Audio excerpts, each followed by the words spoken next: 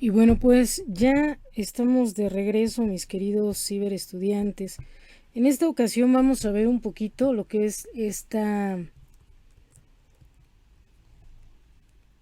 artículo es de la revista Cultura, es del año 1981, es de la revista Punto de Vista, ¿no? Y es el primer antiimperialismo latinoamericano, el análisis estructural del discurso político, y trae precisamente literatura y crítica en América Latina, reportaje a Gianfranco, ¿no? Aquí principalmente se habla o se traduce este texto de Hans Robert Haus, ¿no? Que estuvimos ya viendo el día de ayer, esta primera clase, la introducción, ¿no? ¿De qué se trata esta parte de la teoría de la recepción? Vemos un poquito, aquí se va a unir un poco lo que sería la estética de la recepción y la comunicación literaria, ¿no? Esto de la estética de la recepción, principalmente vamos a ver un poco, eh, dice la estética de la recepción, uno de cuyos teóricos más importantes es el alemán Hans Robert Haus, ¿no? No ha tenido aún en castellano una difusión equivalente a la que caracterizó hace décadas a la estilística o en la actualidad a la crítica estructuralista y postestructuralista, ¿no? Francesa. Ya habíamos visto un poquito el día de ayer esto del estructuralismo, ¿no? ¿Qué función tiene en la estructura social ciertas situaciones, ciertas instituciones, ¿no? Ciertos discursos? Vamos a entender como discursos esto, eh, el constructo, ¿no? De lo que sería un poco el ir armando ideologías, ¿no? Un poco. Dice cómo el destino de ciertos textos parece sujeto a la inapelable decisión editorial o al éxito de las modas literarias, ¿no? Punto de vista se propone abrir un lugar de difusión alternativas a ambas contingencias. También ya vimos, dice, hoy traducimos el texto de Haus, ponencia presentada al 9º Congreso de la Asociación Internacional de la Literatura Comparada, realizado en Innsbruck en 1979 y publicado en 1980, ¿no? Lo que sería la estética de la recepción, conocida también como Escuela de Constanza, ¿no? Ayer nos quedamos en esto, ¿no? Que él la creó a la par y también rescató el papel del lector, ¿no? Y bueno, se ha ido transformando a partir de 1966, ya tiene años, ¿no? Ya tiene mucho tiempo. Sin embargo, ¿cómo lo vamos a adaptar a nuestro estudio, ¿no? He dicho que siempre tenemos que ya empezar a hacer nuestras propias teorías, también empezar nuestros propios estudios, ¿no? Ahora tenemos que empezar a partir de esto que es entre lo medio actual, ¿no? Ya tiene sus años, ya no es tan actual, ya cuáles serían las nuevas perspectivas, pero bueno, nuestro temario nos lo maneja y tendríamos que ir viendo cuáles son nuestras eh, nuestros nuevos esquemas, paradigmas, ¿no? Hablan sobre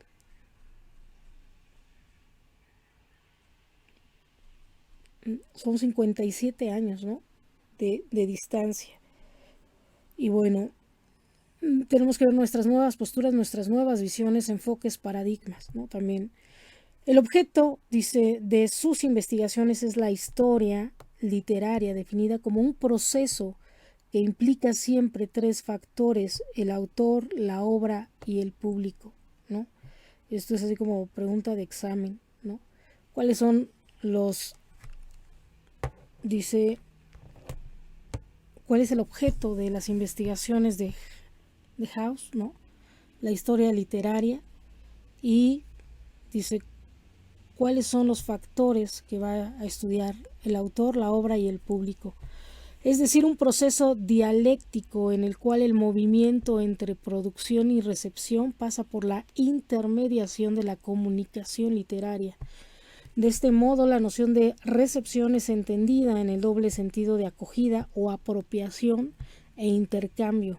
Por lo demás, la noción de estética no se refiere ya a una ciencia de lo bello ni a las viejas, dice, ni a las viejas preguntas sobre la esencia del arte, ¿no? Que siempre hablábamos de lo sublime, lo bello, la fealdad, ¿no? Y bueno, sino a un problema descuidado durante mucho tiempo.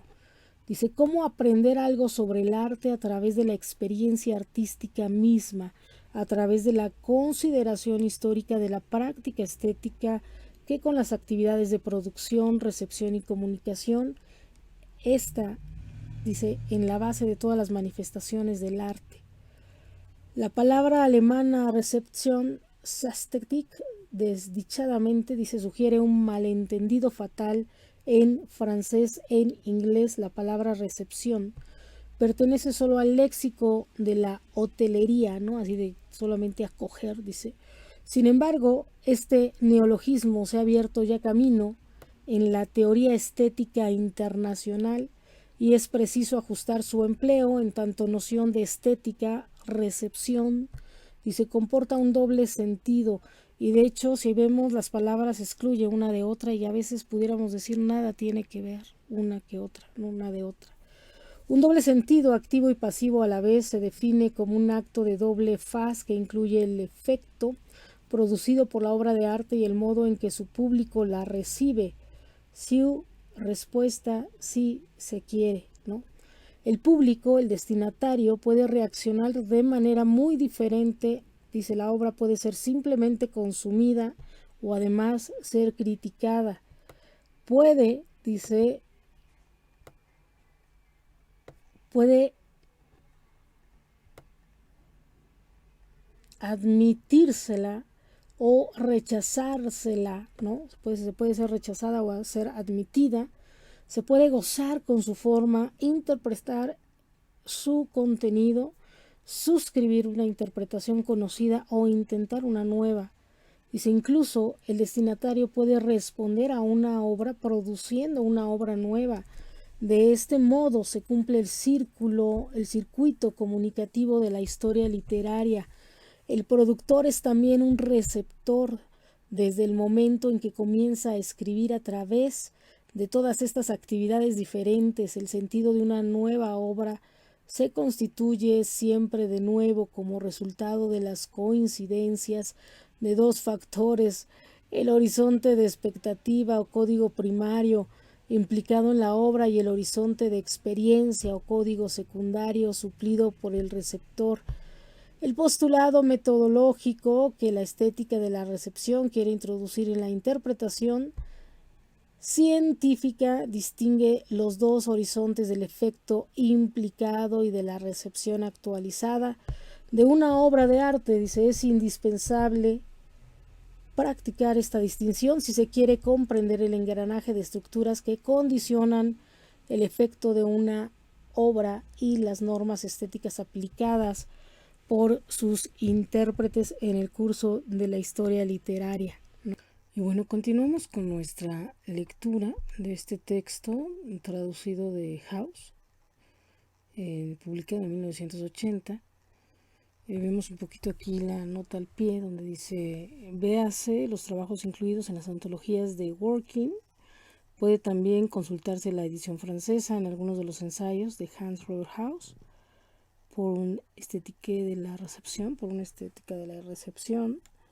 de Gallimard en 1978 y de Wolfgang Isser, The Act of the Reading, Londres. Y bueno, aquí Politique ha consagrado un número especial a la estética de la recepción, ¿no? Y bueno, es el postulado metodológico que la estética de la recepción quiere introducir en la interpretación científica distingue los dos horizontes del efecto implicado y de la recepción actualizada de una obra de arte. Dice, es indispensable practicar esta distinción si se quiere comprender el engranaje de estructura que condiciona el efecto de una obra y la norma estética aplicada por sus intérpretes. Dice, en el curso de la historia literaria encontramos nuevamente la comunicación literaria, oculta por lo que suele llamarse los hechos literarios, ¿no? Es el objetivo de las nuevas investigaciones que exigen una teoría literaria capaz de tener en cuenta la interacción entre producción y recepción. A través de esta interacción se realiza el intercambio continuo entre autores, obras, públicos. entre la experiencia artística presente y pasada, ¿no? Tenemos que tener aquí bien clarito tres aspectos que son los autores, las obras y el presente y la pasada. Contraria a una tradición de investigaciones históricas del tipo la suerte de, ¿no?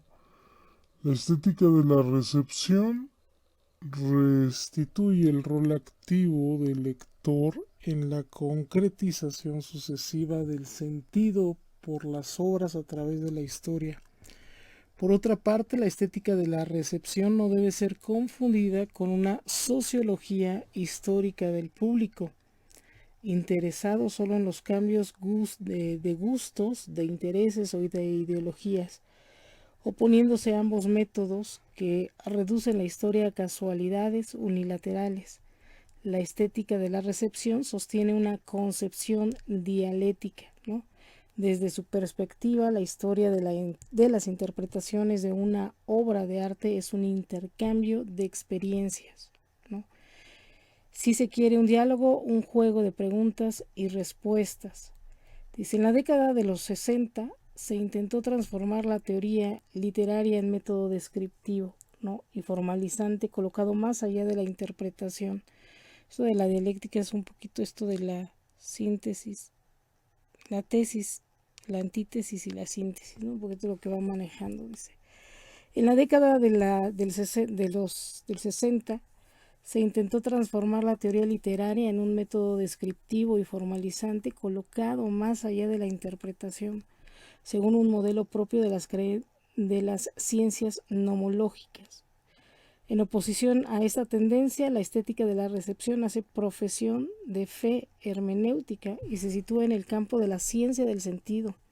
Dice, pero el hecho de que vuelva a la interpretación no significa en absoluto que esté dispuesta a abandonar las adquisiciones de la aproximación estructural. Esto de nomológico se refiere a todo lo que es dice la ciencia en filosofía, la ciencia de las leyes, ¿no? Y bueno, también dice,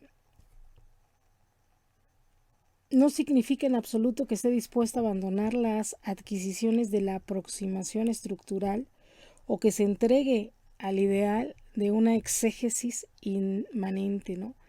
Para la que el simple acto de borrarse a sí misma aseguraría la objetividad, la interpretación según la estética de la recepción, exige que el intérprete controle su aproximación subjetiva reconociendo el horizonte limitado de la posición histórica.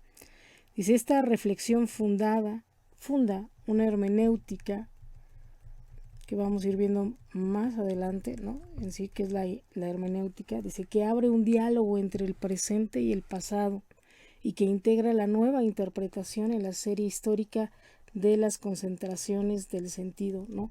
El presente, nuestra tesis, el pasado, la antítesis, y se integran en una interpretación, ¿no? Diferente, que sería la síntesis del sentido. A este fin, hoy es necesario desarrollar una nueva hermenéutica literaria y de la jurisprudencia dice que se tenga en cuenta las tres actividades que constituyen el acto del comprender. La comprensión propiamente dicha, la interpretación y la aplicación, ¿no? Dice, la teología y la jurisprudencia, próximas en el espacio de las ciencias textuales, han progresado tanto en la reflexión hermenéutica que acompaña su práctica científica que el aporte de la hermenéutica literaria tradicional al actual debate sobre la hermenéutica general se reduce, como lo decía ya Peter Sondy en 1970, el papel modesto del pariente pobre. Sus problemas son evidentes cuando se le pide una teoría de la comprensión que convenga al carácter estético de los textos literarios. En la tradición universitaria solía resolverse esta cuestión remitiéndola ya a la retórica, cuyo espacio era el de los efectos del discurso literario, ya a la crítica que le legislaba sobre los valores estéticos. Dice, es indudable que esta cuestión fue planteada bajo una forma desde el comienzo de nuestro siglo. Dice, piénsese en el problema de la literariedad, ¿no? suscitado por los formalistas rusos o en una crítica de la belleza propuesta a la estilística por Leo Spitzer. Esto de la literalidad, ¿no?, lo propone Jacobson y se refiere, dice, a lo que hace que una obra sea una obra determinada, ¿no? Esas cuestiones universales, ¿no? Es como cuando les comentaba, ¿no? ¿Qué hace que un cuento sea un cuento? Por ejemplo, tiene una estructura para poder escribirse, ¿no? Lo hablábamos, o una obra de arte, una obra teatral, ¿no?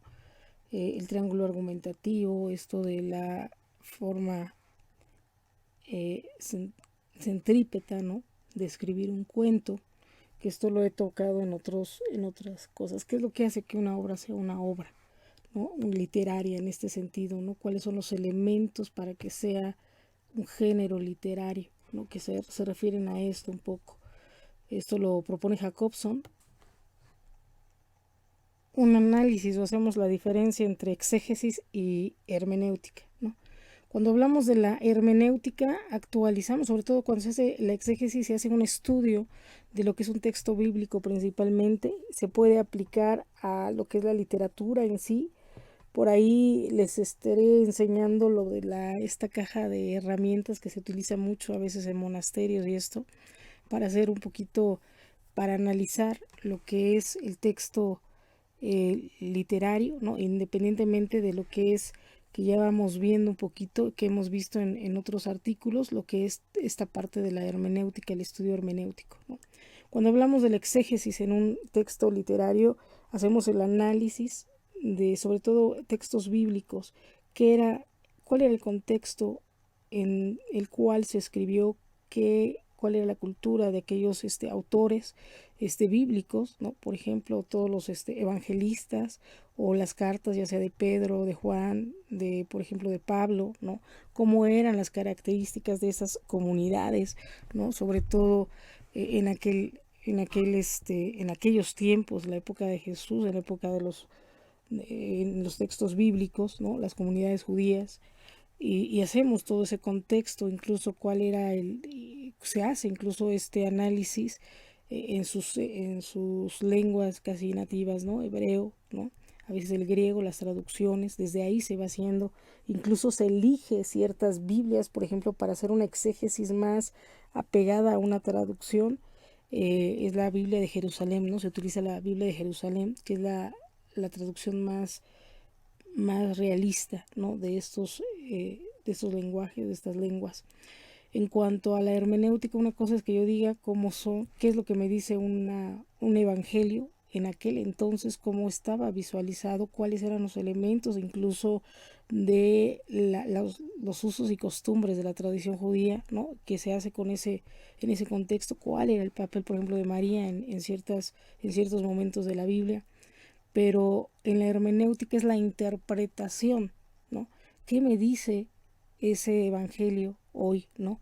Ya actualmente esto se manifiesta, yo lo he comentado mucho, tenemos un libro sobre la personalidad de Jesús, vista a través de los evangelios, y se aplica lo que es el método de la lección divina, ¿no? Este es un método de oración que no nada más se queda en el análisis de exégesis hermenéutica, sino va a la praxis, ¿no?, de lo que sería ya la aplicación, la oración de un método, que esto va más allá de esa interpretación netamente literaria, ¿no? Y es la aplicación, la mística, que es otra parte, ¿no?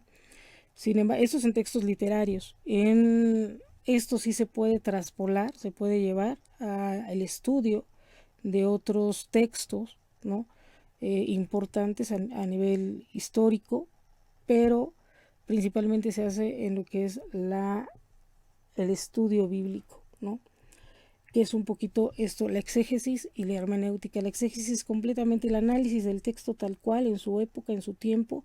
Nosotros como estos observadores, más adelante veremos un poquito hablaremos de lo que es el círculo hermenéutico, que es precisamente que como investigadores nunca vamos a poder deslindarnos de ciertos aspectos culturales, personales, sociológicos, emocionales, psicológicos, en un texto, ¿no? Es, por ejemplo, si nosotros estamos en una cultura machista, jamás vamos a dejar de ser machistas, porque de alguna forma crecimos ahí, ¿no? Son todas esas características del investigador de las cuales no nos podemos desprender, pero que siempre van a estar implicadas a la hora de hacer un análisis, ¿no? Siempre cuando nos ponemos para investigar cualquier cosa, ¿no? Aparte de lo que es la metodología científica, es tomar distancia, una sana distancia para no involucrarnos con nuestros prejuicios, ¿no?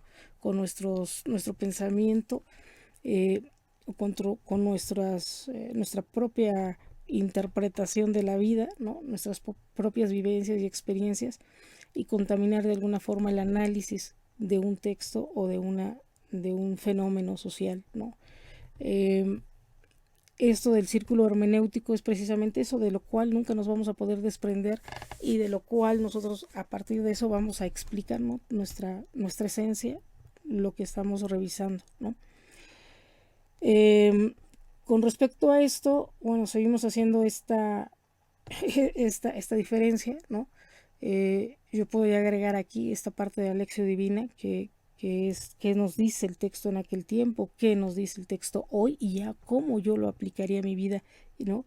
Y que sería ya en la parte de la praxis, que esto ya es un método de oración que nos lleva a esto. Pero principalmente dice aquí la teología y la jurisprudencia, ¿no? próximas en el espacio de las ciencias textuales han progresado tanto en la reflexión hermenéutica que acompaña su práctica científica, que el aporte de la hermenéutica literaria tradicional al actual debate sobre la hermenéutica general se reproduce, como lo decía ya Peter Sondy en 1970, ¿no? Eso de la teología, tenemos muchos doctores y doctoras de la iglesia, ¿no? Tenemos ahí a Santa Teresa de Jesús, ¿no? Que son de los santos, ¿no? Por ahí tenemos a San Juan de la Cruz también, que son algunos, dice, bueno, algunos de los santos que han escrito sobre teología de esto con respecto a la oración, a las revelaciones que Dios les ha dado y a su coherencia de vida en el misticismo, ¿no? Y se les llama precisamente doctores de la iglesia porque han hecho muchos escritos basados en toda esta experiencia divina sobre y han reflexionado sobre el asunto de la revelación, ¿no? Eso lo estoy hablando totalmente porque pues, se refiere a estos textos y principalmente el estudio de estos textos bíblicos.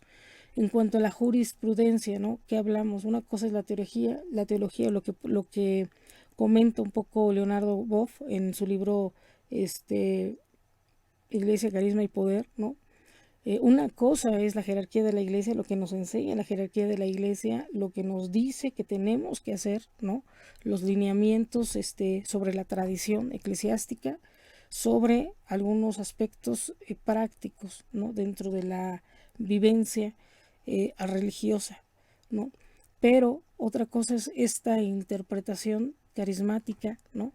Sobre la teología, ¿no? Esta vivencia suprema, por así decirlo, no subliminal, sino sublime, que a través de esta vivencia de fe nos lleva a reflexionar y a elevar nuestro pensamiento y teorizar un poco y aplicado un poco a la vida sobre aspectos importantes dentro de lo que sería la iglesia, ¿no? O este misterio de revelación, de salvación, ¿no?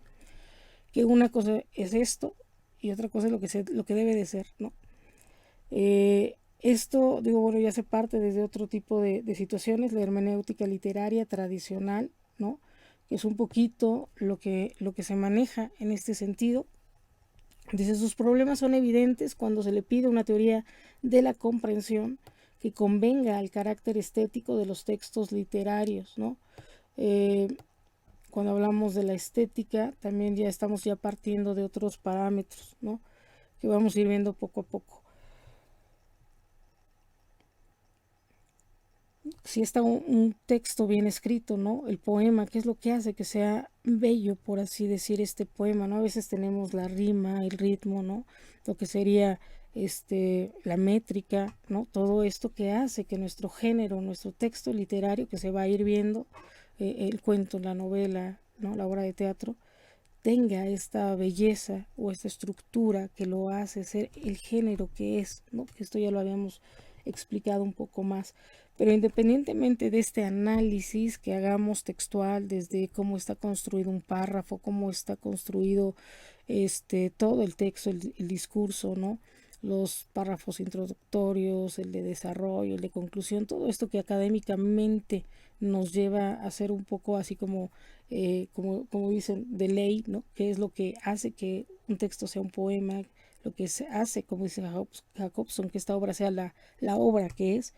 Independientemente de esto, lleva un poquito más la hermenéutica, es la interpretación, qué es lo que me dice a mí esto, ¿no? Qué es lo que me hace sentir también, ¿no? En la tradición universitaria solía resolverse esta cuestión remitiéndola ya a la retórica, cuyo espacio era el de los efectos del discurso literario, ya la crítica que legislaba sobre los valores estéticos. En algunos otros cursos yo he dado precisamente todo lo que es la estructura, cómo se hace un ensayo, cómo se hace, pero es así como un tanto cuadradillo, ¿no? Pero la hermenéutica aquí ya implica un poquito en mi ser, ¿no? Y el ser también, pero ¿qué es lo que nos quiso dar a entender, ¿no? ¿Cómo interpreto este texto con base actual? ¿Cómo lo actualizo, ¿no?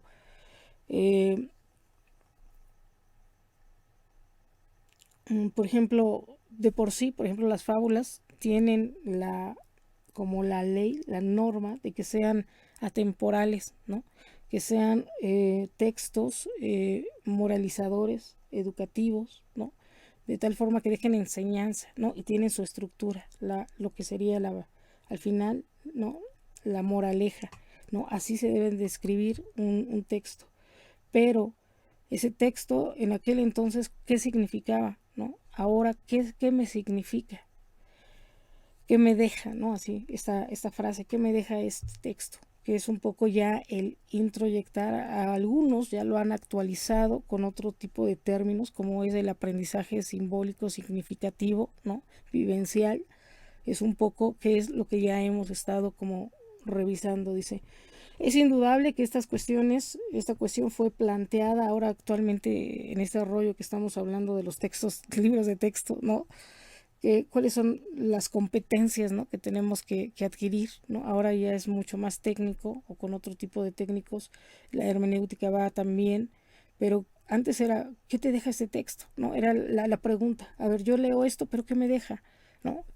¿Con qué me quedo?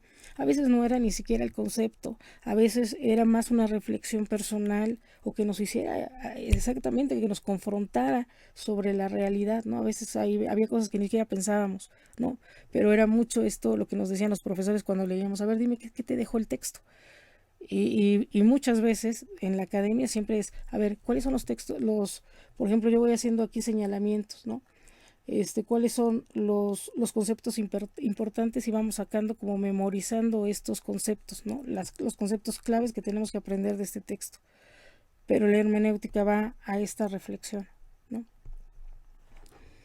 Dice, es indudable que esta cuestión fue planteada bajo otra forma desde el comienzo de nuestro siglo. Dice, piénsese en el problema de la literariedad suscitado por los formalistas rusos o en una crítica de la belleza propuesta a la estilística por Leo Spitzer, ¿no? Pero ni los primeros ni este último se propusieron justificar sus métodos de interpretación a través de una reflexión hermenéutica. Dice, la ausencia de una teoría de la comprensión, la toma de posición contraria a toda hermenéutica, ¿no? Comprensión, cómo lo aprendo, ¿no? Dice, caracterizaron luego la nueva poética lingüística o semiótica, así como las teorías de la escritura, ¿no? Dice, del juego textual y de la intertextualidad, ¿no? Dice, con el título sintomático de Contra la interpretación de 1966, Susan Sontag hizo fortuna porque denunciaba la contradicción entre la literatura moderna y la interpretación tradicional, que reduciendo el sentido plural de la obra abierta a una significación única, pretendidamente objetiva pero oculta detrás del texto, no logra aferrar las estructuras estéticas que caracteriza la mayoría de las obras contemporáneas. Luego fue arraigándose un prejuicio según el cual la hermenéutica sería una doctrina obsoleta, esotérica y regida por el interés ideológico de reforzamiento de la autoridad ejercida por la tradición sobre el presente, ¿no?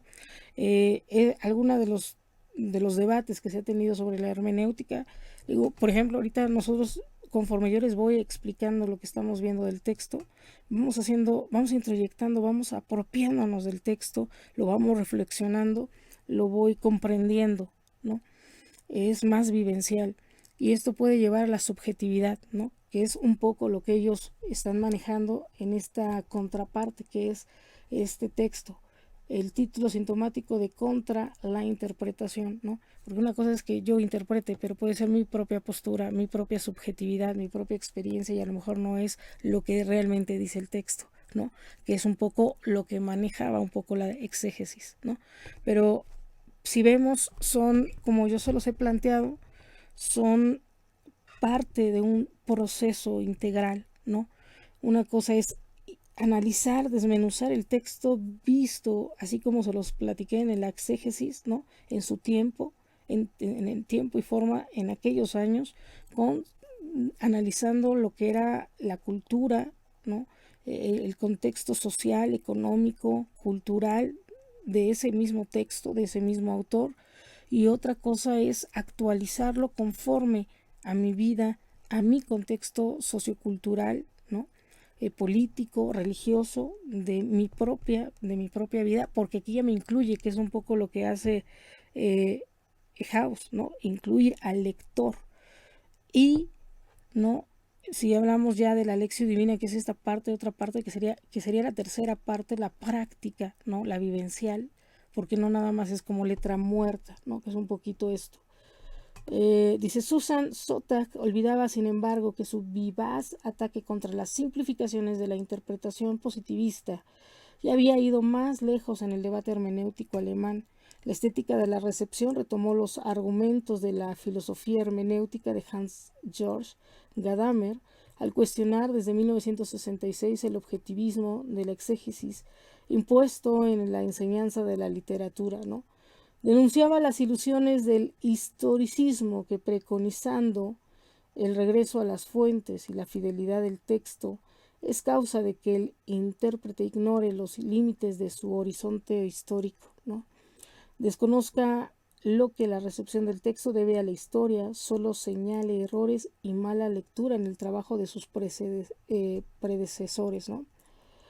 Y llega incluso a imaginarse en una relación pura e inmediata con el texto como poseedor único de su verdadero sentido. La estética de la recepción, por el contrario, al definir el sentido de una obra por la secuencia histórica de sus concretizaciones, no tiene como objetivo fundamental la verificación de las interpretaciones anteriores o su refutación, sino más bien el reconocimiento de la compatibilidad, dice, de interpretaciones diferentes, ¿no? Esto es lo que va haciendo un poco lo que sería la riqueza del aspecto hermenéutico, ¿no?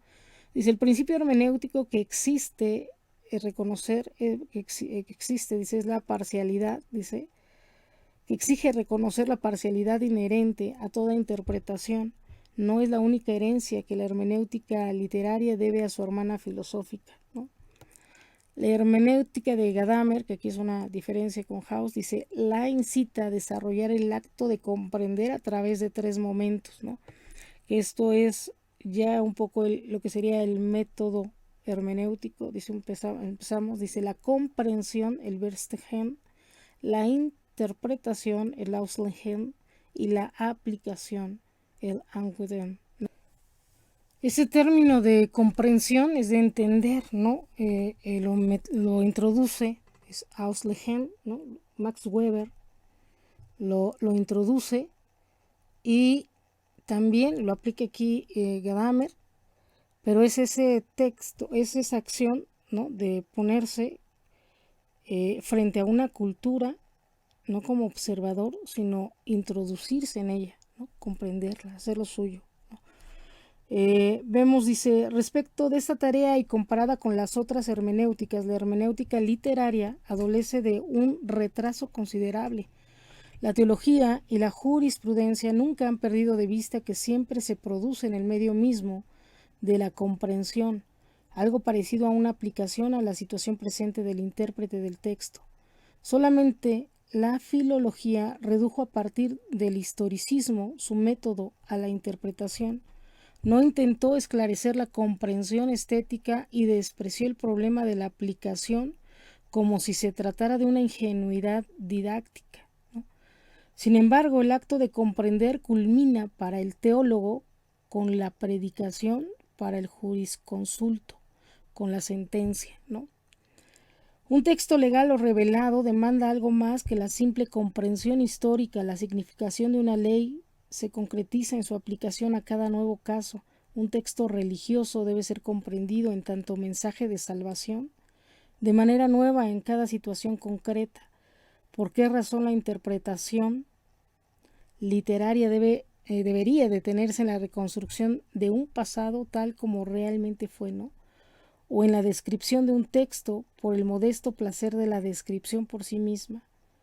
Dice, si la hermenéutica literaria quiere avanzar hasta el instante concreto de la interpretación, lo que equivale a decir del juicio estético e histórico, debe reconocer la aplicación como parte integrante de toda comprensión y volver a encontrar en la experiencia estética la unidad de los tres momentos del acto hermenéutico, ¿no?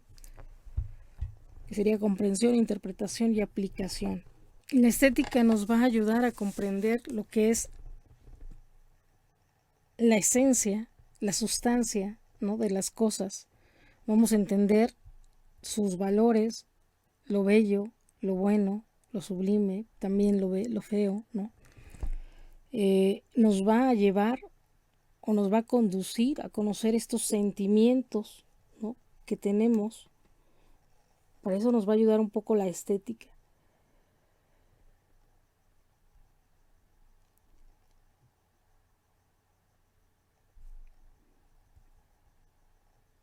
Dice, debe reconocer la aplicación como parte integrante de toda comprensión y volver a encontrar en la experiencia estética la unidad de los tres momentos del acto hermenéutico.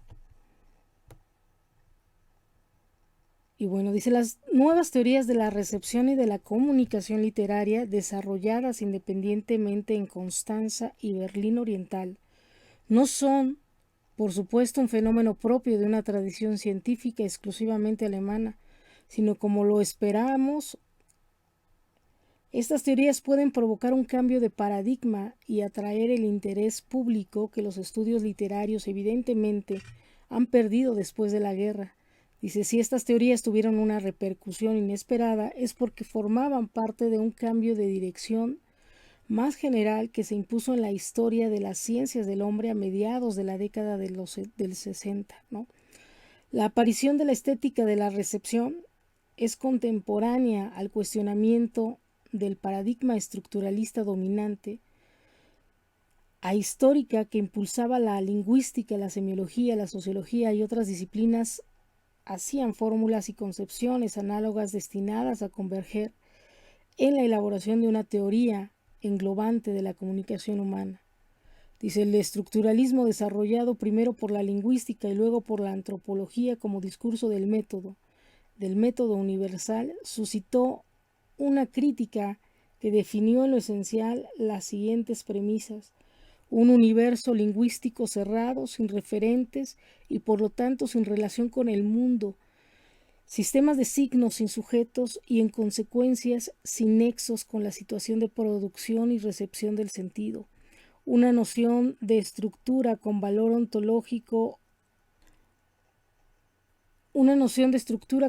ontológico rectificada y por lo tanto sustraída a toda la función social. Dice, reducción de las funciones pragmáticas de comunicación al juego combinatorio de la lógica formal. El cuestionamiento de estas premisas se enunció en varias disciplinas al mismo tiempo.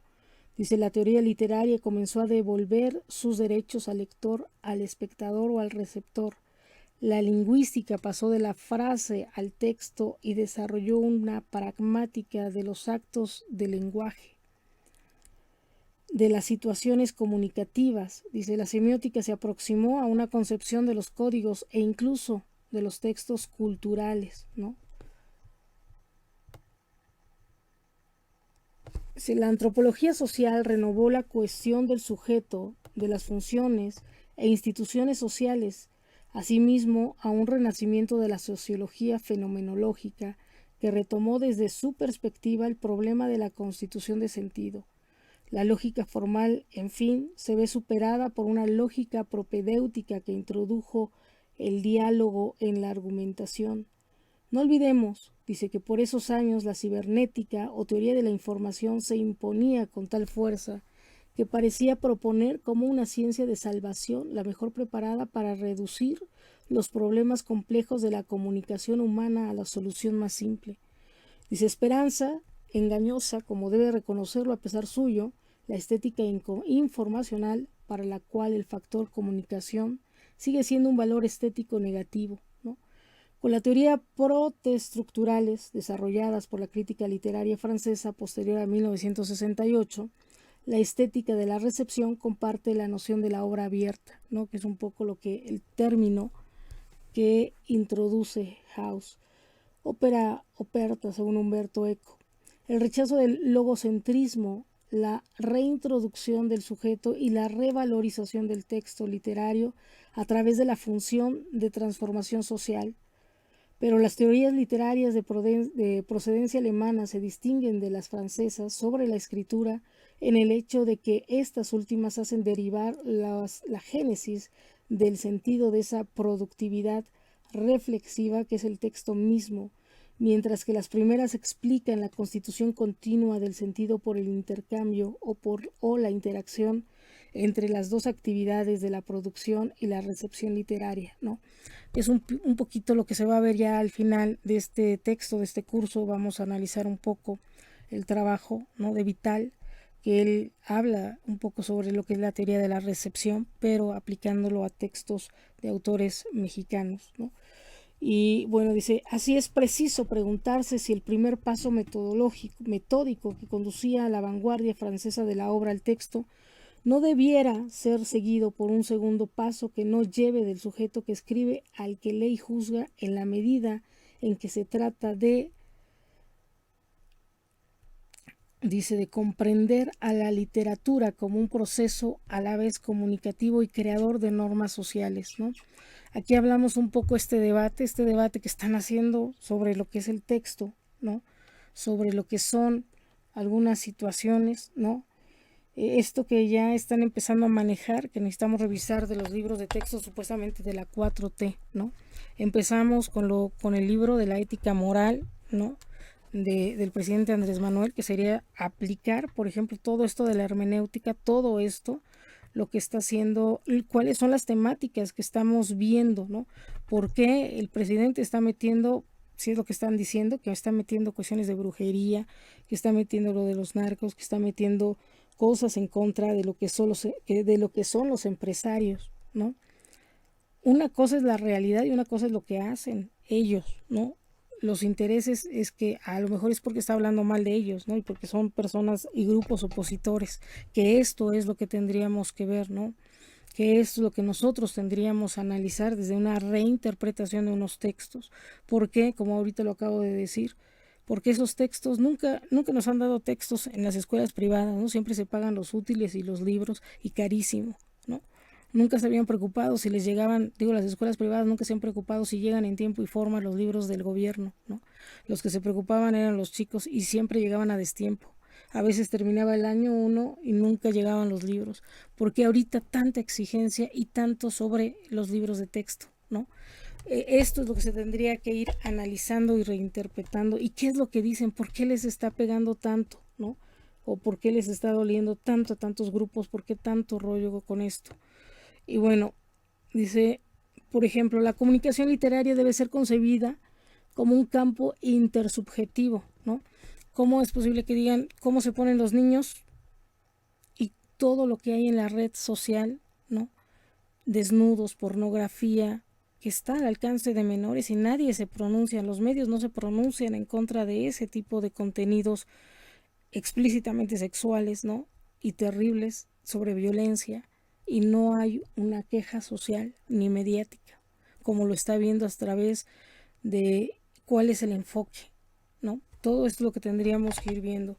¿no? Si es netamente informativo, ¿no? Como ver un libro de medicina, ¿no? Sobre el aparato reproductor masculino y femenino, o si en verdad ya trae otro tipo de contenidos, ¿no? La comunicación literaria debe ser concebida como un campo intersubjetivo. Es preciso entender la relación dialógica entre el texto, sus receptores y los receptores, ¿no? Entre sí, interrecepcional, ¿no? Es preciso no reducir la experiencia estética intersubjetiva a un placer del texto monológico que el lector, según Bates, encontraría en el solitario paraíso de las palabras, ¿no? Por ejemplo, aquí yo parto también de una experiencia donde a través de una comunidad religiosa he podido revisar esta parte de la exégesis, un poco la hermenéutica y un poco lo que sería el método de la lección divina, ¿no? Aquí cuando hablamos, o sea, yo les puedo ya comentar de lo que sería una práctica, ¿no? En una comunidad religiosa sobre un texto, el estudio de un texto religioso, y cómo a través de una situación vivencial, ¿no? Yo puedo explicar cómo se va dando esta parte del estudio, ¿no? Esto de entre los receptores, cómo es que la revelación o el Espíritu Santo en su momento se manifiesta en la hermanita Juanita, ¿no? O en la hermanita Magali, por ejemplo, ¿no? Cómo vamos a ir, cómo ellas, a través de esta revelación del Espíritu Santo, ellos van haciendo esta hermenéutica, ¿no? Esta interpretación de la lectura diaria del Evangelio, ¿no? ¿Qué es lo que les va dando Dios a sus vidas, ¿no? Que es mucho esto. Y imagínense este escenario de ver a un grupo de religiosas o religiosos sentados con la Biblia en sus manos cada uno y haciendo este proceso, ¿no? ¿Qué es lo que decía en aquel entonces este texto, ¿no? Que es la exégesis. ¿Cuántos textos en la Biblia hablan sobre, por ejemplo, la fábula, ¿no? O hablan sobre el mar o sobre la espiga, o hablan sobre los profetas, sobre la ballena? ¿Qué significaba en aquel entonces la ballena? ¿Qué significaba? Que esto es lo que dicen que se presta a lo esotérico, porque siempre se revelan a los significados. ¿Por qué el 3? ¿Por qué el 4? ¿Por qué el 7? ¿Por qué los jinetes? ¿Por qué? ¿No? Todo esto, que se prestaría eso, pero no, más bien es la interpretación, ¿no? Es como si ahorita habláramos tuviéramos aquí un cartel de alguna propaganda y dijéramos, ¿qué significa el color morado? ¿No? ¿Qué significa el color blanco? ¿Qué significa el color, por ejemplo, analizando un cartel de Morena? O, por ejemplo, hace rato estaba viendo un video sobre Hitler, ¿no? Qué era lo que significaba, ¿no? Antes era sobre religiones asiáticas, la suástica, ¿no? Y luego cómo la readaptó a su movimiento y qué significan ahora los colores y ahora qué nos significa, ¿no? Antes qué significaba, en su momento no significaba terror, no significaba matanza, y la gente lo siguió como cualquier partido político, ¿no? Pero después de lo que hizo, de toda la matanza, ahora es totalmente, le ponemos hasta la cruz, ¿no? Es símbolo de muerte, símbolo de genocidio. ¿Qué es lo que la reinterpretación, ¿no? ¿Cómo vamos haciendo esta lectura? Es como analizar en un texto por ejemplo, ahorita que estamos hablando de los textos, cómo son las ilustraciones, ¿no? De ese texto, qué es lo que nos indica, por ejemplo, incluso la tipografía que se utiliza en un texto, ¿no? Un poco eso es lo que sería hacer este tipo de análisis. Dice, es preciso no reducir la experiencia estética intersubjetiva a un placer de texto, ¿no?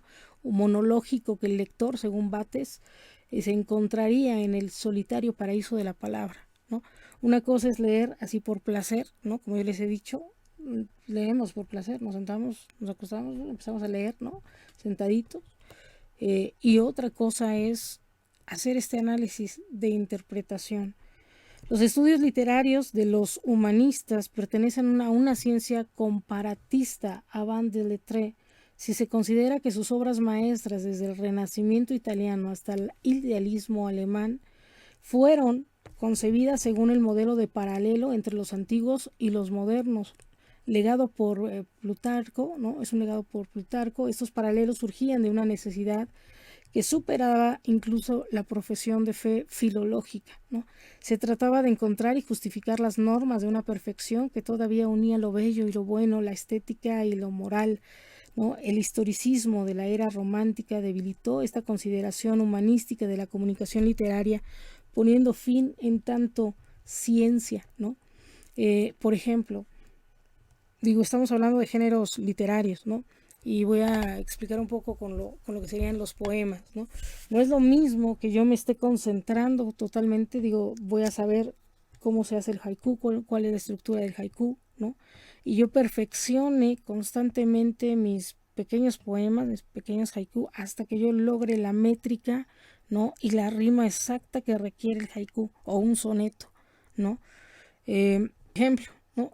El haiku se escribe en 3 versos, sin rima, de 5, 7 y 5 sílabas, ¿no? El primer verso, 5 sílabas, lo que sería el segundo verso, 7 sílabas, y luego el tercer verso, 5 sílabas, sin rima, no deben de rimar, ¿no? Y también tiene que hablar sobre la naturaleza, ¿no? Algunos lo comentan así, ¿no? Y bueno, imagínense, ¿no? Yo puedo hacer mis haikus, mis primeros intentos de haiku, pero si yo me enfoco en lo que sería la norma, ¿no? ¿Cómo va? 3 versos sin rima de 5, 7 y 5 sílabas, ¿no? Esto es lo que yo voy a tener que tener en cuenta para hacer mis haikus, ¿no? Pero ya después le meteré como que la moraleja, ¿no? Ya le meteré ahí otra reflexión sobre la naturaleza, ¿no? Lo primero es ver que tenga la estructura. Ya después el mismo proceso de la práctica, ¿no? De la escritura, que una cosa es la escritura y otra cosa es la lectura, ¿no? Ya me llevará a incluso filosofar, ¿no? Pero ya cuando sea una maestra haciendo esto, ¿no? 3 versos, 5, 7 y 5, ¿no? Por ejemplo. Dice, estos paralelos surgían, dice, se trataba de encontrar y justificar las normas de una perfección que todavía unía lo bello y lo bueno, la estética y lo moral, ¿no? El historicismo de la era romántica debilitó esta consideración humanística de la comunicación literaria, poniendo fin en tanto ciencia, ¿no? Y bueno, aquí vemos un poquito.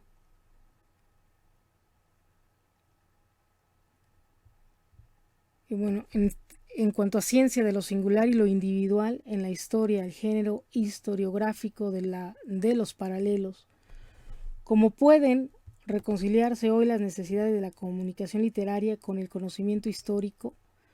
Dice, descubro en este punto una particular oportunidad para la renovación de los estudios de literatura comparada. Esta disciplina, fundada con la intención de remediar el aislamiento de la literatura, de las literaturas nacionales, fueron durante mucho tiempo tributarias de la metodología positivista de la historia de las ideas o del formalismo. No estuvo en condiciones, por lo tanto, de reconocer el interés legítimo de un nuevo planteo o planteamiento del problema de la comunicación literaria, ¿no? Hay algunos errores ahí de traducción. En la medida en que esta disciplina se define con Jean-Marie Carré como el estudio de las relaciones espirituales internacionales de relaciones de hechos, la experiencia vivida de la comunicación literaria permanece oculta por la red de los hechos literarios y se olvida que siempre existen detrás de las relaciones objetivadas o espirituales sujetos actuantes que por la recepción y por la interpretación, por la selección y la reproducción de la literatura anterior realizan, dice, el cambio literario, ¿no? Los autores de paralelos juzgados como precientíficos podrían enseñar a los comparatistas de hoy que toda comparación en historia de la literaria necesita de un tertium comparationis, ¿no? Y bueno, aquí parece un tanto exagerado esto, ¿no? Un tanto exagerado que el estudio de las relaciones espirituales internacionalistas, ¿no? Pero es cierto, muchas cosas se llevan a nivel internacional, muchas, sobre todo prácticas religiosas, ahí encontramos algunas coincidencias, ¿no? Esto entre culturas y culturas, ¿no? Entre la manera de expresar la religión, ¿no? Aunque no se conozcan los sujetos. Dice, los autores de los paralelos y de las comparatistas, ¿no? Se me estaba ocurriendo la comparación, ¿no? Lo que hay entre el Popol Vuh cuando maneja el diluvio y el diluvio de la Biblia, ¿no? Cuando se hacen este tipo de comparaciones literarias sobre sucesos históricos. La Atlántida también por ahí maneja un poco esto, ¿no? Dice, surgen los precomprensión de un interés a menudo oculto o inconsciente que el intérprete debe descubrir mediante la reflexión hermenéutica y que debe introducir conscientemente en el acto de comparación si quieres evitar que su análisis sea dirigido por un prejuicio, ¿no? Por ejemplo, yo les ponía esta anécdota, ¿no? Donde están en un círculo, en una sala, unas religiosas leyendo, haciendo su exégesis y su hermenéutica, su lección divina de lo que sería un texto religioso, ¿no? Pero esto mismo lo llegamos a ver también, ¿no? Por ejemplo, en el Ateneo de la Juventud se sentaban individuos que a lo mejor no eran religiosos, pero se sentaban a leer un libro y a compartir sobre este tipo de cuestiones que implicaban a nivel social, a nivel literario, sobre autores, ¿no? franceses, sobre autores que les llevaba a introyectar ciertos conocimientos y que iba a dar esto todo un movimiento cultural, educativo en México, ¿no? Por ejemplo. Aquí, en cuanto a cuestiones de la religión, de la religiosidad, ¿no? Que sobre todo la religión, ¿qué les lleva? A llevar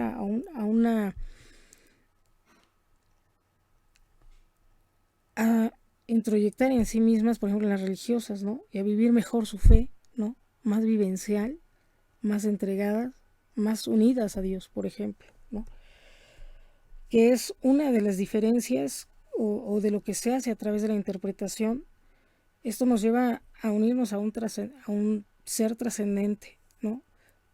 Que es un poco enfocado la exégesis a textos religiosos, pero si se aplica esto se aplica a lo que es un texto mundano, por así decir, teórico, revolucionario, filosófico, ¿no? Un discurso. Vamos a tener aquí actores y a lo mejor apasionados, ¿no? De la filosofía, de la política, ¿no? Estos hombres que a lo mejor líderes políticos, ¿no? Sobre los textos que se estén llevando. También dice, surgen de la precomprensión de un interés a menudo oculto o inconsciente que el intérprete debe de descubrir mediante la reflexión hermenéutica y que debe introducir conscientemente en el acto de comparación si quieres evitar que su análisis sea dirigido por un prejuicio, ¿no? Esto es importante. Yo les había comentado, siempre lo he manejado, el conocimiento construye o destruye. Conforme nosotros vayamos introyectando ciertos textos, nos vamos formando un perfil, nos vamos formando nuestra conciencia, vamos formándonos, nos vamos porque nosotros elegimos también los libros, elegimos a pesar de que también puede ser una imposición, ¿no? Puede ser una imposición en donde solamente, por ejemplo, ahora los libros de textos, cualquier persona o en cualquier escuela, ¿no? Nos dan ciertos contenidos, ciertos textos, autores a leer y con eso nos vamos formando y vamos haciéndonos un pensamiento crítico y vamos a hablar, ¿no? Sobre lo que hemos leído, vamos a tener cierto perfil, cierta influencia y vamos a ser influenciables también, ¿no? Ahora, por ejemplo, en este sentido, es peligroso porque hemos visto que a través de libros, ¿no? De la Revolución Francesa, por ejemplo, se vio cómo se hizo una revolución a través de los libros, ¿no? Este pensamiento, ¿no? Y esto lo ejemplifica mucho en Son de Burla, ¿no? Esta película del Padrecito, pero bueno, dice, para los humanistas, dice, como para los filósofos del siglo de las luces, la interpretación comparada de las culturas antiguas y modernas no constituía un fin en sí mismo, sino un modo de formular y describir un ideal de la sociedad, presente o futura, en su paralelo de los antiguos y modernos, obra injustamente subestimada en la tradición de las letras francesas, ¿no? Por ejemplo, con Charles Perrault y se quiso probar el progreso del siglo de Luis XIV sobre las normas de perfección de la cultura antigua y debió terminar pese a su intención primera, reconociendo la cualidad incomparable de ambos mundos históricos, ¿no?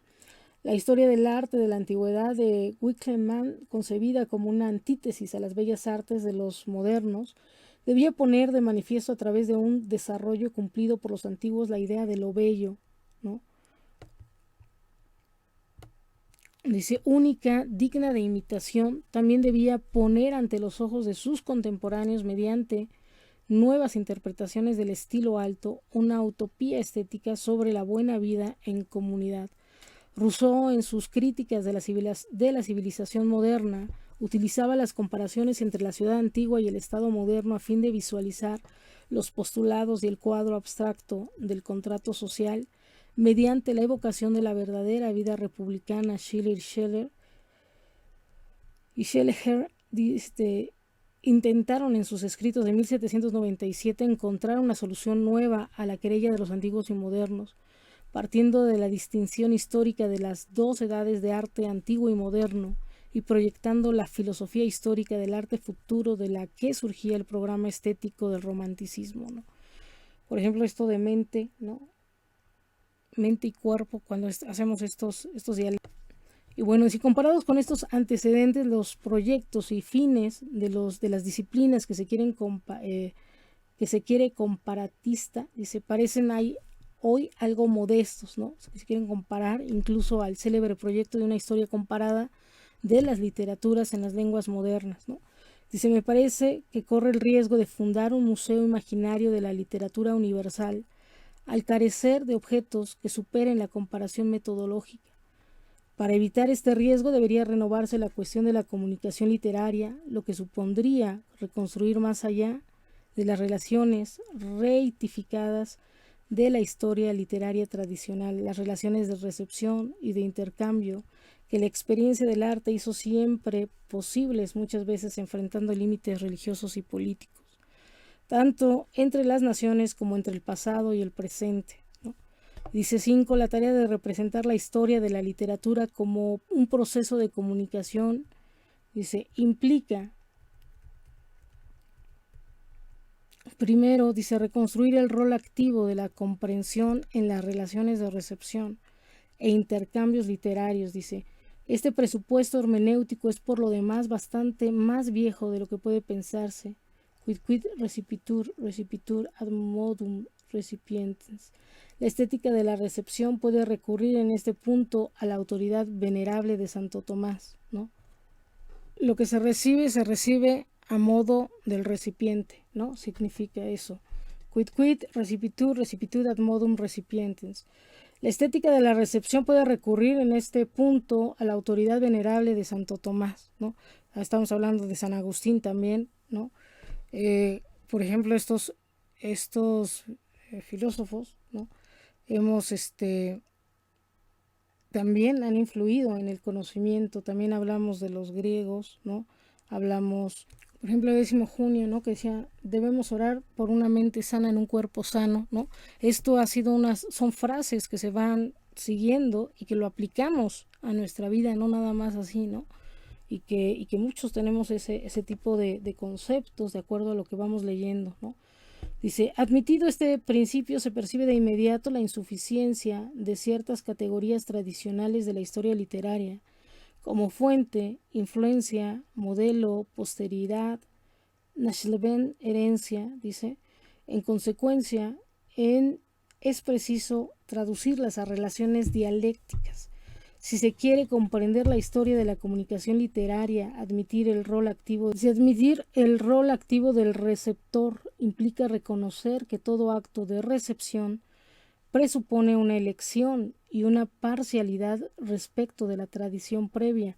Una tradición literaria se forma necesariamente en un proceso que supone dos actitudes opuestas, la apropiación y el rechazo, ¿no? La conservación del pasado y la renovación. El paso metodológico desde la narración unilineal a una concepción dialéctica de la historia literaria Tiene la ventaja de develar todo un registro de relaciones comunicativas que permanecían ocultas por las filiaciones reducidas a una causalidad simple. Allí donde solo se descubrían, dice, dependencias unilaterales respecto de una fuente o modelo, se puede ahora distinguir un repertorio de tipos y de formas de recepción extremadamente diferenciados. Dionís Durisin, que reconoció y puso de relieve al mismo tiempo que los investigadores de Constanza y Berlín Oriental la función dominante del receptor en todos los niveles de la formación de la tradición literaria, propone distinguir las formas de la recepción según la siguiente escala: la reminiscencia, el moto, la sugerencia, el préstamo, ¿no? Dice, Santo Tomás lo tomó del liber de causis, ¿no? De la libertad de causa. Y bueno, dice la imitación, la adaptación y la variación, ¿no? Dice el paso, dice el moto, la sugerencia, el préstamo, la imitación, la adaptación y la variación. Dice, por lo demás, se debe a Harold Bloom la teoría hermenéutica que permite reemplazar el mito literario de los precursores por un registro de categorías que denomina creative misreading, malentendido creativo.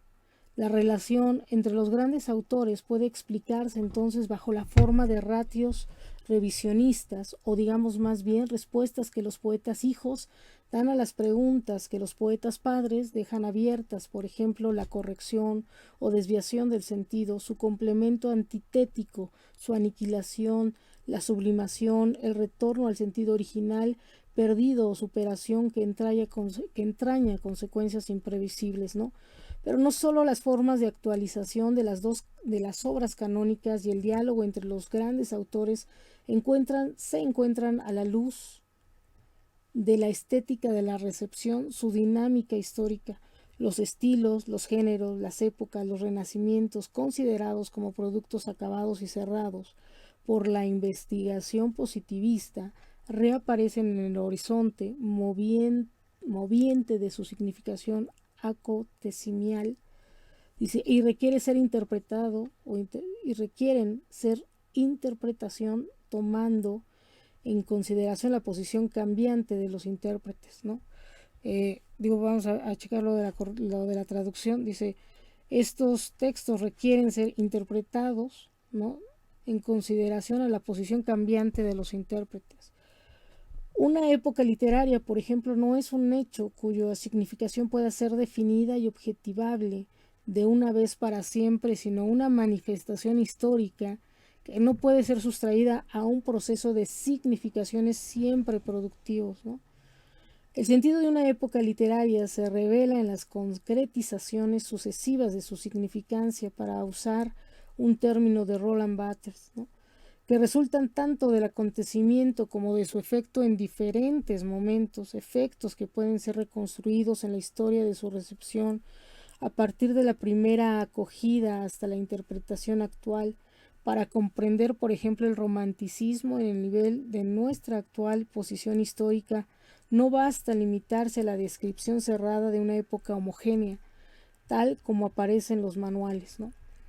También dice, si nos preguntamos cuál podría ser la significación del romanticismo para nosotros, hoy debemos considerar tanto los manifiestos literarios desde 1802 a 1827 como las obras de Novalis, Víctor Hugo y la crítica del romanticismo llevada a cabo por Mallarmé o Valéry, ¿no? Debemos hacer cargo de las condiciones de nuestra comprensión actual, que siguen un canon estético que ha desacreditado toda poesía de origen romántico o que puede verse arrastrada en la actualidad por una ola neorromántica cuya génesis es preciso aclarar, ¿no? La historia de las concretizaciones del romanticismo en las tradiciones literarias dominantes deberían ser confrontadas con la historia de su recepción en la literatura eslavas y no europeas. Al ser la comunicación literaria un proceso donde quien recibe elige el patrimonio ofrecido por el pasado o las literaturas extranjeras, el problema debe determinar lo que ha sido recibido y lo que ha sido rechazado, ¿no?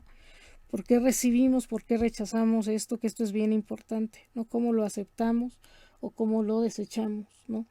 Esto de quemar ya los libros, ¿qué es lo que está significando, ¿no? En nuestra época.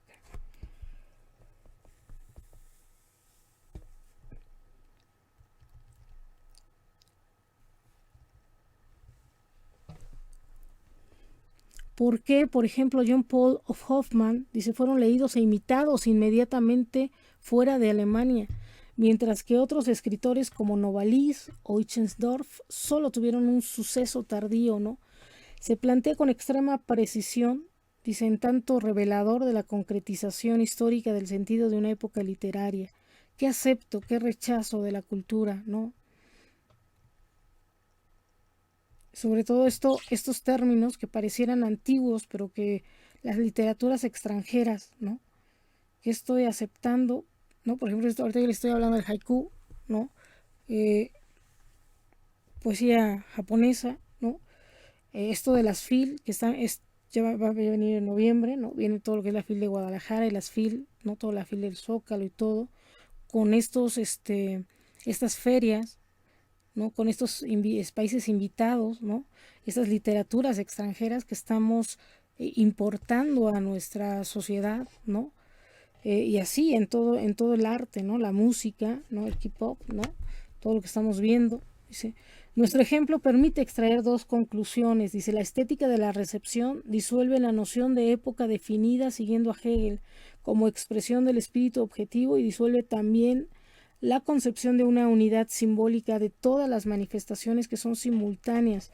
De aquí en más, el estilo de una época será la norma estética dominante que hace surgir en el campo de la expresión artística la no simultaneidad de lo que aparece simultáneamente.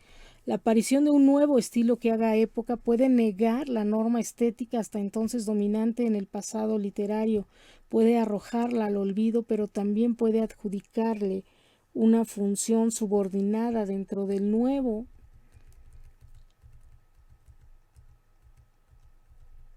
dice dentro del nuevo canon estético, ¿no? Como por ejemplo la novela llamada realista que desde Flaubert cita de maneras diferentes al romanticismo, ¿no? Por lo demás, la estética de la recepción se opone a la concepción de una tradición literaria que sería según una profesión de fe humanista o según una reciente filosofía de la historia marxista, una thesaurus, ¿no? Intemporal, dice, y siempre presente a una herencia cultural creciente y disponible. Dice, estas dos concepciones desembocan en una totalidad de la literatura comparada bajo la denominación de literatura mundial. Se esfuerza heroicamente en englobar dentro de una síntesis historiográfica, ¿no? Hay que tomar en cuenta también que estas literaturas comparadas, es por decir, ¿no? También cuando yo hablaba de carismas y hablaba de movimientos, que es así como se surgen los movimientos literarios, ¿no? Es, por ejemplo, cuestiones que se viven simultáneamente, ¿no? ¿De qué van a hablar los próximos libros literarios? ¿No? Ahorita no hemos sacado libros casi de literatura que hable sobre estas cuestiones ambientales, ¿no? Los incendios, la pandemia, las inundaciones masivas que se están dando en Chile, en Austria, estamos viendo en Suecia, estamos viendo aquí mismo en nuestro país, ¿no? Pero todos estos libros, ahorita son todas las notas periodísticas, pero en algún futuro se tendrá que estudiar, como se estudió, ¿no? La inundación, esto de la Antártida, ¿no? Todo esto de la Atlántida, perdón, dice cuando se hundió, ¿no? Y se va a tener que estudiar en todos estos documentos lo que sucedió, todas estas ciudades inundadas, todas estas ciudades desaparecidas por los volcanes, ¿no? Esto va a quedar así como la historia, en algo histórico que lo vaya documentando historiógrafos, ¿no? De nuestra época, de estos años 2023, que esto lo vamos a ver posteriormente, ¿no? Las generaciones que vienen. Y cuando yo hablaba en la iglesia, generalmente se habla de carismas, ¿no? Cuando se da un carisma, cuando dicen es un carisma nuevo, es, por ejemplo, nosotros lo hemos visto ahora en la música, lo venimos viendo desde el 2000, ¿no? Cuando empieza a brotar por aquí lucecitas, ¿no? ahora esto de la evangelización a través de la música o digital, esto es un nuevo carisma que se va dando, ¿no? La evangelización de, del mundo, ¿no? A través de las cuestiones digitales, a través de la música, esto se empezó a dar así como lucecitas. Por ahí apareció un cantor, por allá otro cantor, otro, ¿no? Aquí en México, en Chile, en Perú, y monjas cantadoras, ¿no? Y ya muy cibernéticas, ¿no? Esto es parte, ¿no? Son lucecitas que se van encendiendo en el mundo. En lo que es el mundo católico, voy a hacer esta comparación, se dice que se está dando un nuevo carisma, ¿no? Se está derramando el Espíritu Santo con dones, con habilidades, con, decimos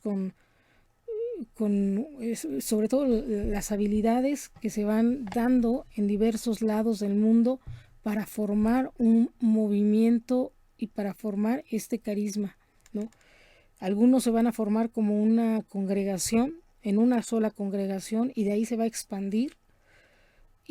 Pero si ya se está empezando a dar simultáneamente estas habilidades, estos dones, estos regalos, en el mundo ya estamos hablando en el nivel religioso, de un carisma de Dios, ¿no? Una nueva forma, se hablaba de una forma particular de cierto grupo de personas, principalmente por un fundador, que se va transmitiendo a través de lo que sería diversas generaciones o diversas personas, ¿no? Es un grupo fuerte. En el nivel intelectual, en el nivel laico, en el nivel que no es religioso, esto se va dando como diversas habilidades, ¿no? Como si fuera la moda, ¿no? Por ejemplo, ahora todos estos autores o escritores que escriben sobre el narcotráfico o que van a escribir, yo les decía, sobre cuestiones ambientalistas, ¿no? Sobre el calentamiento global, la ebullición global, y sobre todo que se van volviendo activistas, que no solamente se quedan en esta parte de la exégesis, ¿no? No nada más es la comprensión, sino va la interpretación y va precisamente, esto es lo importante de esta corriente hermenéutica, de este paradigma hermenéutico, que va a la aplicación. Mientras los religiosos dicen qué Dios quiere de nosotros, ¿no? ¿Por qué estamos viviendo todo esto? Que supuestamente y seguro lo van a vivir en sus comunidades con la Lección Divina. Aquí los intelectuales, los activistas, los sociólogos, toda la gente de movimientos sociales, todas las personas de fundaciones laicas, ¿no? Civiles, van a decir, bueno, ¿qué es lo que estamos necesitando? ¿Cómo tenemos que contestarle al mundo, ¿no? Con todo esto que estamos viendo, con todo esto que estamos viviendo, ¿no? Esta situación, ¿cómo vamos a resolver este problema, ¿no? Los empresarios van a empezar a ver y se va a dar movimientos sociales, que hoy es un movimiento social totalmente diferente a como si fuera el cubismo, ¿no? La vanguardia, ¿no? Por así decir, el dadaísmo y todos estos movimientos culturales, ¿no? Que fundaron escuelas, ¿no? Como en este entonces. Ahorita, ¿qué es lo que se está necesitando? Ahorita la supervivencia, ¿no? El poder hacer frente a todos estos desastres naturales y conservar la vida, no salvar vidas. Esto es lo que va a mover a estos empresarios, a lo que va a tener que mover a estos políticos en una plena pandemia, en una plena guerra casi mundial, ¿no? Esto es lo que nosotros hablamos de esta lectura, pero es la lectura, no nada más hablaban sobre la lectura de los tiempos, ¿no? Los signos de los tiempos. Algunos otros autores religiosos, se hablaba, creo que se llamaba Galaviz, el padre, hablaba sobre esta lectura, esta interpretación de lo que estamos viviendo, que esto no se lleva nada más a la literatura, sino a la vida, ¿no? Estas interpretaciones se llevan a la vida y a la praxis, que esto es lo importante o lo trascendente de este tipo de filosofías, de estrategias, de herramientas, ¿no? Que pudieran ser literarias nada más. Dice, la tradición literaria considerada desde el punto de vista de la teoría de la recepción puede convertirse en objeto de investigación solo si se reconoce la parcialidad del punto de vista y la elección permanente como condiciones de toda comunicación literaria, ¿no? Yo aquí, por ejemplo, estoy haciendo una conciencia activista pro vida, ¿no? porque es para salvar vidas toda esta lectura. Por eso decía, el conocimiento construye o destruye. Si nosotros a través de la lectura de lo que estamos viviendo, de las notas periodísticas que revisamos, de nuestros libros, de lo que estamos revisando en la escuela, ¿no? En nuestras materias, nos puede llevar a construir o a ser providas o a ser el tánatos, ¿no? Que hablaba Freud, y puede destruir, ¿no? Habrá gente que dirá y será lo contrario, ¿no? Destruirá más. Por ejemplo, ahorita tenemos campañas incendiarias, se incendian libros, se incendian coches, se incendian calles, choques y todo esto, ¿no? Pero toda esta lectura de esta realidad, ¿no? A través de la literatura que se está produciendo en estos momentos, en estos siglos, en estos años, nos puede llevar a construir o a destruir nuestro propio ser, nuestra propia sociedad, ¿no? Que esto es lo importante. Esto es la trascendencia de los libros, de la escritura, de nuestra educación, ¿no? Dice, la tradición literaria considerada desde el punto de vista de la teoría de la recepción puede convertirse en objeto de investigación solo si se reconoce la parcialidad del punto de vista y la elección permanente como condiciones de toda comunicación literaria. La tradición literaria no escapa a la ley que preside toda la historiografía, ley que exige del historiador la renuncia que, según Karel Kosick, se ve largamente compensada por la facultad humana de renovar el pasado mediante una totalización histórica por la cual la práctica humana integra elementos del pasado y los reanima integrándonos, ¿no? Ahora también dice, aprender de la tradición literaria estuvo siempre investida de un poder ambivalente para comunicar y salvar del olvido los triunfos y sufrimientos humanos, pero este era al mismo tiempo un poder para ocultar los intereses de dominación y sujetar el arte a ellos. No olvidemos, sin embargo, que la comunicación literaria enfrentada a la sospecha panideológica nunca pudo ser sometida del todo a la ideología de los estados y las iglesias. La historia de la literatura y del arte es a la vez la historia de la servidumbre y de la insubordinación esencial de la experiencia estética. El hombre, por sus actividades creadoras y receptoras, puede tornar transparentes todas las otras funciones de la acción humana y elevarlas hasta un nivel de comunicación que nos permite descifrar incluso en la distancia temporal, espacial o cultural su experiencia del mundo. Dice, en sus comienzos la estética de la recepción se presentaba todavía como una estética del arte autónomo, pero recuerden que la estética es llegar a ver lo que es la substancia, ¿no? La esencia de las cosas. Como una estética del arte autónomo referida a las obras del arte que a sus valores de innovación o de negatividad superaban el horizonte de expectativas de su primer público y que merced a la plenitud del sentido suscitaba una rica historia interpretativa, ¿no? Recuerden que el horizonte estaba así como era como muy cuadrado, muy lineal, ¿no? Todo lo que se manejaba, que también este texto viene ya muy influenciado por eso, ¿no? Eso ya es obsoleto, ahora ya tenemos estas nuevas, esta nueva visión que es la visión esférica, ¿no? De ángulos. Ahora, por ejemplo, en nuestra época, ahorita ya no se habla de cuestiones de horizonte, de simplemente línea, sino ahora se habla incluso de esto de la realidad virtual, de los videos 360, ¿no? Y de esto de los giroscopios, ¿no? El giroscopio, ¿no? Si nuestro celular tiene giroscopio para poder, cuando volteamos vemos todo alrededor, ¿no? Atrás y adelante, ¿no? Y todo alrededor esta situación. Vamos a ver un poquito esto, ¿no? Que también ya lo hemos ido viendo.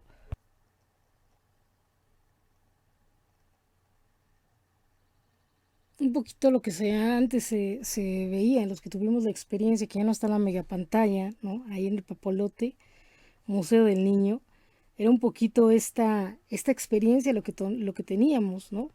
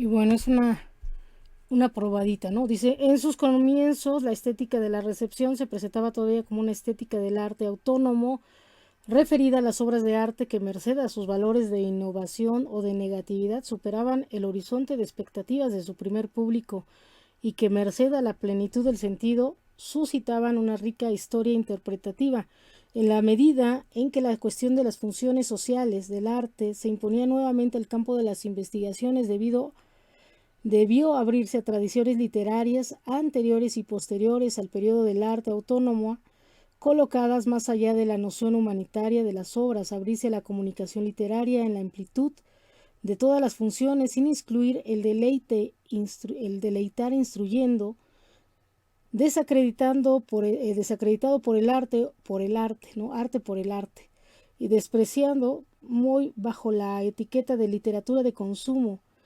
Esta, como la literatura oral, existe solo bajo la forma de una serialidad, de un movimiento que escapa a la estética tradicional orientada hacia el carácter singular de la obra del arte. Fue necesario, en consecuencia, reencontrar la comunicación literaria en la experiencia vivida del arte y reemplazar el estudio de la ontología de la obra por el de la práctica estética. Y bueno, también dice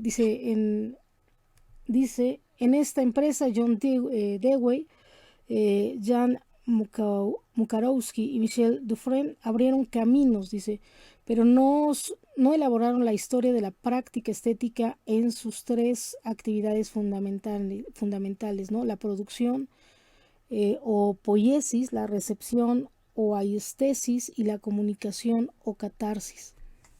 Y bueno, la producción o poiesis, la recepción o aiestesis y la comunicación o catarsis, ¿no?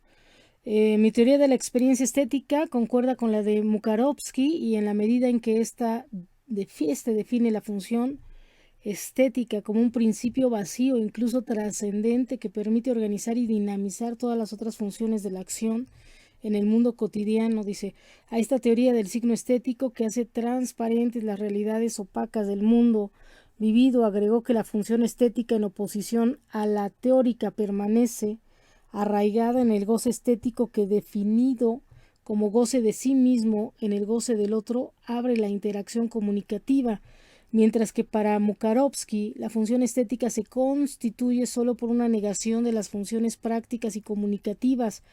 Para la escuela de Constanza, la función estética conserva el horizonte mismo de la realidad, que niega y restituye por esta vía su función comunicativa. Perdida la función estética, así la clásica dicotomía entre ficción y realidad pierde sus derechos. En lugar de ser simplemente su contrario, la ficción nos comunica algo sobre la realidad. El mundo de la ficción deja de ser un mundo en sí y se convierte en lo que la ficción fue siempre para la experiencia estética y comunicativa del arte, antes de que se le declarase autónoma, un horizonte que nos revela el sentido del mundo a través de los ojos del otro, ¿no? Esto que ahorita les estoy planteando, de esta nueva forma de ver las cosas, de esta nueva, incluso la tecnología donde nos está llevando, que es, por ejemplo, todo lo del giroscopio, ¿no? Ver en la realidad en 360 grados, ¿no? Incluso esto de la inteligencia artificial que se está manejando, si es arte o no es arte, es estética o no es estética, es creación humana o no es creación humana, ¿no? Estos son los nuevos dilemas a los cuales nos estamos encontrando, y nuestras nuevas lecturas sobre los discursos, ¿no? Porque estamos hablando de discursos audiovisuales, ¿no? Cinematográficos, auditivos incluso, ¿no? Estas realidades a donde nos llevan. Dice, si quieres escribir una nueva historia literaria con el objetivo de reconstruir a partir del residuo de las obras, de las filiaciones históricas y de las interpretaciones, ya lo horizontal va a quedar obsoleto. El proceso de comunicación literaria, ocultando por estas, debe recurrirse a la historia y la teoría de la experiencia estética. Ello me parece indispensable porque no nos ofrece el puente hermenéutico, ¿no? Actualmente la hermenéutica como tal es aplicable, pero ahora, ¿cuáles van a ser las variantes de esta hermenéutica, ¿no? ¿Cuál va a ser la nueva lectura de la hermenéutica en este contexto digital, en este contexto de inteligencia artificial, ¿no? Y bueno, dice, ello me parece indispensable porque nos ofrece el puente hermenéutico que permite alcanzar épocas lejanas y culturales ajenas a nuestra tradición europea.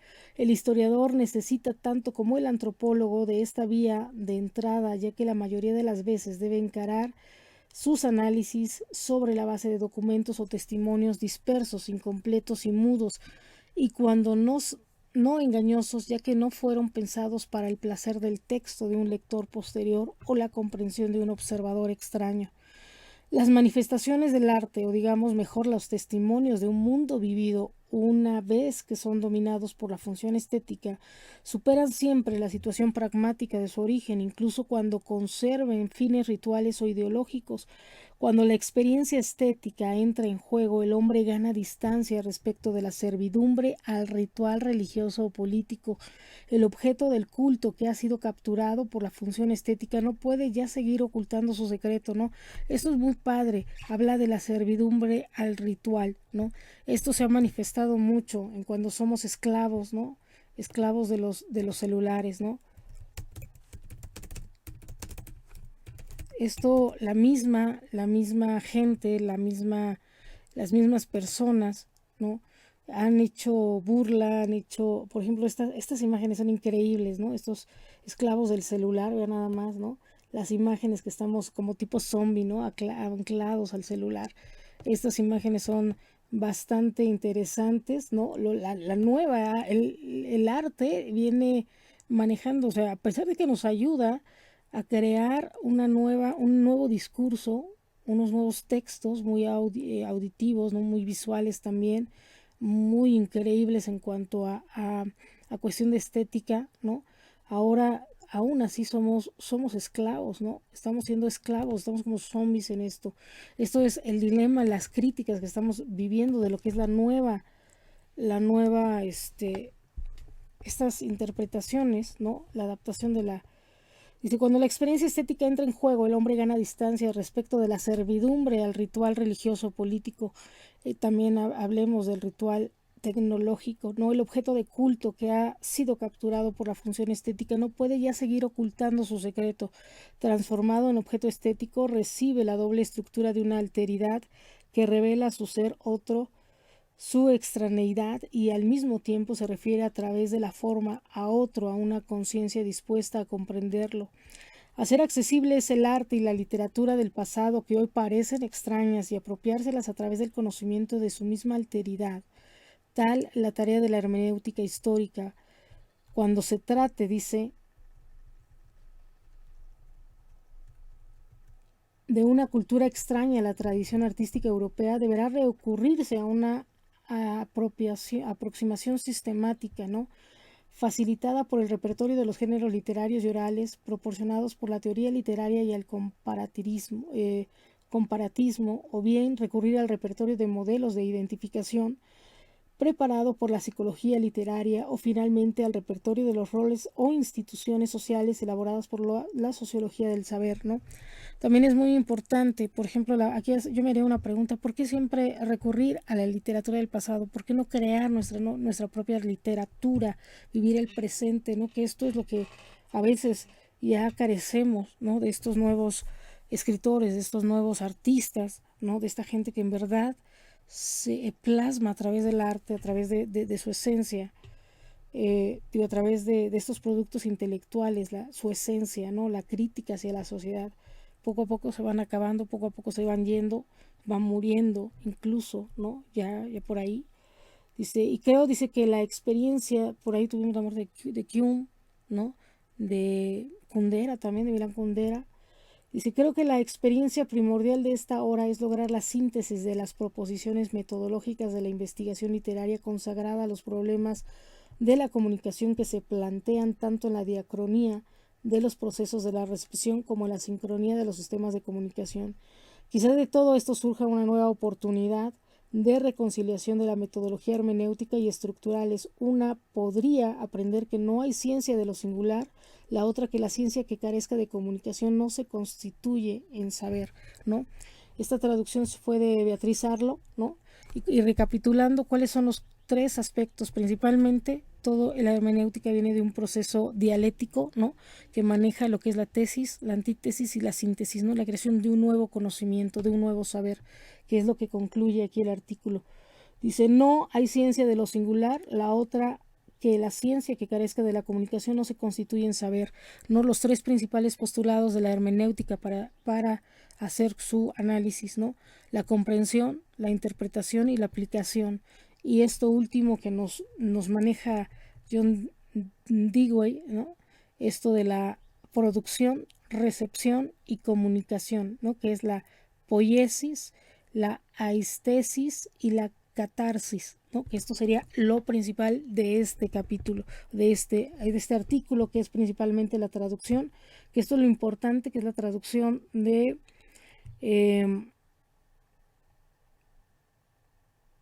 la estética, del concepto de estética de la recepción y comunicación literaria de Hans Robert Haus, ¿no? Que es algo que nos maneja en su temario.